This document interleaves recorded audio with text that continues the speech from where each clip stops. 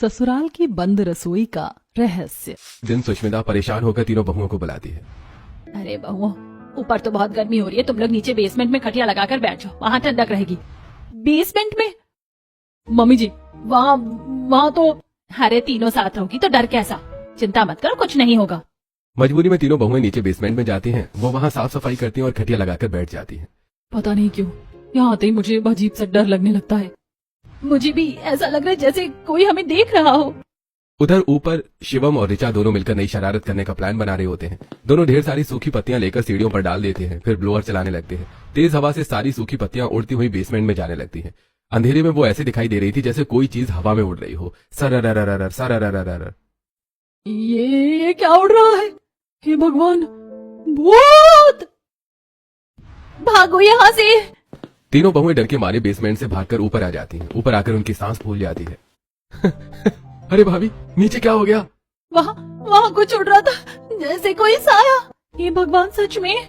दोनों भाई बहन अंदर ही अंदर हंस रहे होते हैं, लेकिन किसी को उनकी शरारत का पता नहीं चलता। एक दिन दोपहर में मजबूरी में रागिनी को बेसमेंट में सफाई करने जाना पड़ता है। पूरा घर ऊपर होता है। रागिनी डरते डरते नीचे झाड़ू लगाने लगती है। तभी ऊपर छुपी ऋचा अपने मोबाइल में डरावनी हॉरर आवाज चला देती है। मुझे मत छोड़कर जाओ। कौन है वहाँ? मैं वापस आ गई हूँ।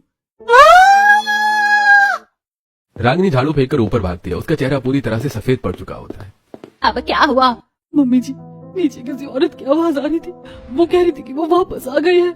सब लोग फिर भी उसकी बात पर विश्वास नहीं करते, लेकिन अब तीनों बहुओं का डर पहले से कई गुना बढ़ चुका होता है। धीरे धीरे ऋचा और शिवम की शरारतें बढ़ती जाती हैं। कभी ऋचा काली साड़ी पहनकर रात में घूमती तो कभी सफेद साड़ी पहनकर घुंघरू और पायल बांधकर छत पर चलती रहती। छम छम छम। रात के अंधेरे में उसकी परछाई देखकर तीनों बहुओं की हालत खराब हो जाती थी। दीदी, मुझे तो रात में बाथरूम जाने में भी डर लगता है। मुझे लगता है सच में उस घर में कोई आत्मा है, वरना रोज इतनी अजीब चीजें कैसे हो सकती हैं? और सबसे बड़ी बात, घर वाले हमारी बात पर भरोसा भी नहीं करते। धीरे धीरे तीनों बहुएं इतनी डर जाती हैं कि रात को अपने अपने पतियों से चिपक कर सोने लगती हैं। मुझे बहुत डर लग रहा है। आज आप मुझे छोड़कर कहीं मत जाइएगा। अरे पगली, मैं यही हूँ ना, डरने की जरूरत नहीं है। अगर आज फिर पायल की आवाज आई ना तो मैं बेहोश हो जाऊंगी। अरे तुम लोग भी ना बच्चों जैसी बातें करती हो। मुझे तो अब लगता है वो आत्मा सच में घर में घूमती है। अच्छा बस, अब सो जाओ, ज्यादा मत सोचो।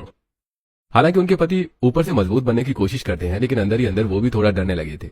ऐसे दिन बीतने लगते हैं। अब तीनों बहुएं घर के अंदर कम और बाहर ज्यादा समय बिताने लगी थी। कभी तीनों घंटों तक पड़ोस में बैठी रहती, कभी बाजार जाने का बहाना बना लेती। मम्मी जी, आज सब्जी ही नहीं मिल रही थी, बहुत दूर जाकर लानी पड़ी, इसीलिए देर हो गई। इतनी देर?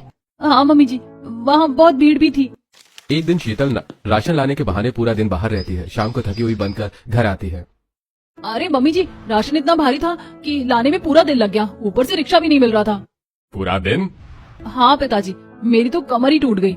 एक दिन रागिनी शॉपिंग के बहाने बाहर रहती है, तो कभी तन्वी पार्लर जाने का बहाना बनाकर देर से घर लौटती है। मम्मी जी, इतनी गर्मी में घर में दम घुटता है, इसीलिए थोड़ा बाहर घूम आई। और मैं पार्लर गई थी, वहाँ बहुत भीड़ थी, इसीलिए देर हो गई। धीरे धीरे तीनों बहुओं के मन में डर पूरी तरह घर कर चुका होता है। अब तो रात होते ही उनके चेहरे उतर जाते थे। घर का हर कोना उन्हें डरावना लगने लगा था। बेसमेंट का नाम सुनते ही तीनों की हालत खराब हो जाती थी। एक दिन अचानक घर का बड़ा दरवाजा खुलता है और माधव, राहुल, करण और रौनक बहुत उदास चेहरे के साथ घर के अंदर आते हैं। उनके कपड़े भी थोड़े अस्त व्यस्त होते हैं और चेहरे पर चिंता साफ दिखाई दे रही होती है। अरे क्या हुआ, आप लोग इतने परेशान क्यों लग रहे हैं? माधव बेटा, आखिर बात क्या है? तुम सबके चेहरे ऐसे क्यों उतर गए हैं? चारों आदमी चुपचाप सोफे पर बैठ जाते हैं। किसी के मुंह से आवाज नहीं निकल रही होती है। घर का माहौल अचानक बहुत भारी हो जाता है। दादी साहब, बहुत बड़ा अनर्थ हो गया। हमारी शुगर मिल में आग लग गई। देखते ही देखते सारी मशीनें जलकर राख हो गई। और आग इतनी भड़क गई कि बगल वाली कपड़ा फैक्ट्री तक पहुंच गई। वहां भी सब कुछ जल गया। हे भगवान! करोड़ों का नुकसान हो गया है, करोड़ों का। जो कुछ सालों में कमाया था सब एक ही दिन में खत्म हो गया। ये सुनकर पूरे घर के होश उड़ जाते हैं। तीनों बहुएं भी डरकर एक दूसरे का चेहरा देखने लगती हैं। इतना बड़ा नुकसान? अब क्या होगा? फैक्ट्री दोबारा कैसे शुरू होगी? इंश्योरेंस तो मिलेगा, लेकिन पूरा नहीं, सिर्फ 50 से 70% तक ही मिलेगा, क्योंकि नुकसान बहुत ज्यादा हुआ है। और सबसे बड़ी परेशानी ये है कि हमें बहुत बड़ा ऑर्डर भी मिला हुआ है। अगर फैक्ट्री जल्दी शुरू नहीं हुई तो वो ऑर्डर भी हाथ से चला जाएगा। अगर ऑर्डर चला गया तो हमारी कंपनी पूरी तरह से डूब जाएगी। घर के सभी आदमी बहुत ज्यादा तनाव में होते हैं। तुलसी दादी भी गहरी सोच में डूब जाती है। फिर अब क्या सोच रहे हो तुम लोग? माँ, शायद अब हमें बैंक से बड़ा लोन लेना पड़ेगा और कोई रास्ता नहीं बचा। लेकिन इतना बड़ा लोन चुकाना भी आसान नहीं होगा। तुलसी दादी कुछ पल चुप रहती हैं, फिर अचानक उनकी आंखों में एक अलग चमक दिखाई देती है। वो धीरे धीरे उठती हैं। नहीं, अभी लोन लेने की जरूरत नहीं है। माँ जी, फिर और क्या रास्ता है? मेरे साथ नीचे चलो। आज समय आ गया है कि तुम सबको उस रहस्य के बारे में पता चल जाए। इतना कहकर तुलसी दादी अपने कमरे में जाती हैं और अलमारी के अंदर छुपी एक पुरानी चाबी निकालती हैं। चाबी काफी पुरानी और भारी होती है। तीनों बहुएं एक दूसरे का चेहरा देखने लगती हैं। उन्हें समझ आ जाता है कि दादी उन्हें उसी रहस्यमयी पुरानी रसोई में ले जाने वाली है। क्या आज सच में उस रसोई का राज पता चलेगा? मुझे तो अभी से डर लग रहा है, कहीं सच में वहां आत्मा हुई तो। तुलसी दादी धीरे धीरे बेसमेंट की तरफ बढ़ने लगती हैं। पूरा परिवार उनके पीछे चलता है। बेसमेंट में पहुंचते ही ठंडी हवा चलने लगती है। तीनों बहुओं की धड़कनें तेज हो जाती हैं। दादी उस पुराने बंद कमरे के सामने रुकती हैं, फिर कांपते हाथों से चाबी ताले में डालती हैं। खटाक, सालों पुराना ताला खुल जाता है। दरवाजा चर्र की आवाज के साथ धीरे धीरे खुलता है। अंदर पूरी तरह अंधेरा होता है। हे भगवान! तुलसी दादी अंदर जाती हैं। वहां हर चीज सफेद चादरों से ढकी होती है। वो धीरे धीरे एक एक चादर हटाने लगती हैं। जैसे ही चादर हटती है, सबकी आंखें फटी की फटी रह जाती हैं। चम चम चम चम, पूरा कमरा सोने की चमक से जगमगा उठता है। वहां बड़े बड़े डिब्बों में सोना भरा होता है। रसोई के बर्तन तक सोने के होते हैं। दीवारों पर सोने की परत चमक रही होती है। हे भगवान, इतना सारा सोना! मैं सपना तो नहीं देख रही। ये पूरी रसोई सोने की है। माधव, राहुल, करण और रौनक भी हैरानी से सब देखने लगते हैं। उन्हें अपनी आंखों पर विश्वास नहीं हो रहा होता। दादी साहब, ये सब? तुलसी दादी एक बड़ा डिब्बा उठाती हैं जिसमें ढेर सारी सोने की ईंटें रखी होती हैं। वो उसे माधव के हाथ में दे देती है। लो बेटा, इससे फैक्ट्री दोबारा शुरू कर दो। माँ, आपने इतने सालों तक ये सब छुपा कर रखा। लेकिन माँ जी, वो पल्लवी चाची और आत्मा वाली कहानी। तीनों बहुएं भी दादी को हैरानी से देखने लगती हैं। दादी साहब, क्या वो सब झूठ था? मतलब यहाँ कोई आत्मा नहीं भटकती? आपने तो हमें डरा कर आधा पागल कर दिया था। तुलसी दादी हल्का सा मुस्कुराती है और फिर धीरे धीरे बैठ जाती है। हाँ बहुओं, वो कहानी झूठ थी, लेकिन उस झूठ के पीछे बहुत बड़ा कारण था। वो आजादी के समय की बात होती है। उस समय अंग्रेजों का राज था।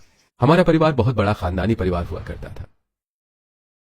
बड़ी हवेली, नौकर चाकर, खेत, दुकानें, सब कुछ था उनके पास। लेकिन धीरे धीरे अंग्रेजों के अत्याचार बढ़ते जा रहे थे। जहां भी अमीर परिवार दिखाई देता, अंग्रेज उनका सामान छीन लेते थे। ऊपर से चोर डकैतों का डर भी बढ़ गया था। एक दिन मेरे ससुर जी परिवार के साथ बैठे होते हैं।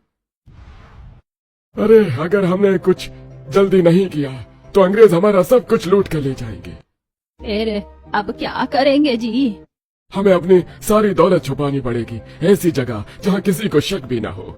उसके बाद उन्होंने अपनी जमीनें, दुकानें और बाकी संपत्ति धीरे धीरे बेचनी शुरू कर दी, लेकिन किसी को पता नहीं चलने दिया। अरे ठाकुर साहब, आप अपनी जमीन क्यों बेच रहे हैं? क्यों, क्या करें भाई, कारोबार में बहुत नुकसान हो गया। अब तो हालत खराब हो चुकी है। धीरे धीरे उन्होंने सारी दौलत को सोने में बदलना शुरू कर दिया। बड़े बड़े डिब्बों में सोना भरवाया गया। पैसा कोई भी चुरा सकता है, लेकिन अगर सब कुछ सोने में बदलकर छुपा दिया जाए तो हमारी आने वाली पीढ़ियां हमेशा सुरक्षित रहेगी। उसके बाद उन्होंने हवेली के बेसमेंट में गुप्त रूप से एक रसोई बनवाई। बाहर से दिखने में वो बिल्कुल साधारण रसोई लगती थी, लेकिन अंदर पूरी तरह सोना छुपाया गया था। अरे ठाकुर साहब, इतनी गुप्त जगह पर रसोई क्यों बनवा रहे हैं? जितना कहा जाए उतना ही काम करो, ज्यादा सवाल मत पूछा करो। रसोई बनने के बाद उन्होंने वहां बड़ा ताला लगा दिया और पूरे गांव में खबर फैला दी कि उनका परिवार अब गरीब हो चुका है। अरे भाई, ठाकुर साहब तो पूरी तरह बर्बाद हो गए। अब उनके पास कुछ नहीं बचा। यही कारण था कि वो न चोर उनके घर आते थे और न अंग्रेजों को उन पर शक होता था। उसी दिन से ये रहस्य सिर्फ घर के बड़े लोगों तक ही सीमित रहा, ताकि कोई बाहर वाला इस सोने के बारे में ना जान सके। माँ, आपने आज हमारा घर बर्बाद होने से बचा लिया। अगर ये सोना नहीं होता तो शायद हम सब खत्म हो जाते। दादी साहब, आपने तो हमें सच में डरा ही दिया था। हम तो सच में आत्मा समझ बैठे थे, और ऊपर से ऋचा और शिवम की शरारतों ने तो हमारी जान ही निकाल दी थी। इतना सुनते ही ऋचा और शिवम धीरे धीरे मुस्कुराने लगते हैं। वो हम तो बस मजाक कर रहे थे। लेकिन भाभियाँ तो सच में बहुत डर गई थी। अच्छा, तो ये सब तुम दोनों की शरारत थी? रुको, आज तुम दोनों की खबर लेते हैं। पूरा परिवार हंसने लगता है। इतने दिनों बाद घर का माहौल फिर से खुशियों से भर जाता है। लेकिन याद रखना, ये राज सिर्फ घर की 4 दीवारी तक ही रहना चाहिए। अगर बाहर किसी को पता चला तो मुसीबत खड़ी हो सकती है। जी, ये रहस्य हमेशा रहस्य ही रहेगा। जी, ये रहस्य हमेशा रहस्य ही रहेगा। कुछ दिनों बाद, अरे दीदी, याद है पहले हम इसी बेसमेंट में आने से डरते थे, और अब देखो यहीं बैठकर आम खा रहे हैं। सच में मुझे तो अब अपनी हरकतों पर हंसी आती है। मैं तो सूखी पत्तियां देखकर भाग गई थी, और मैं मोबाइल की हॉरर आवाज सुनकर बेहोश होने वाली थी। तीनों बहुएं जोर जोर से हंसने लगते हैं। तभी पीछे से ऋचा और शिवम आते हैं। दोनों धीरे धीरे निकलने की कोशिश कर रहे होते हैं ताकि उन्हें कोई पकड़ न ले। रुको तुम दोनों, आज इतनी आसानी से नहीं बचने वाले। भाभी, अब हमने क्या किया? क्या किया? रात रात भर भूत बनकर हमें डराते थे ना, आज हिसाब बराबर होगा।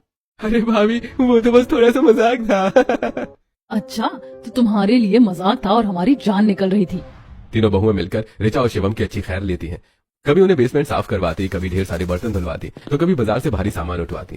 दादी सा देखिए ना, भाभी हमसे नौकर जैसा काम करवा रही हैं। बिल्कुल सही कर रही हैं। जितना डराया है ना तुम दोनों ने, उतनी सजा तो बनती है। अब पता चलेगा भूत बनने का नतीजा।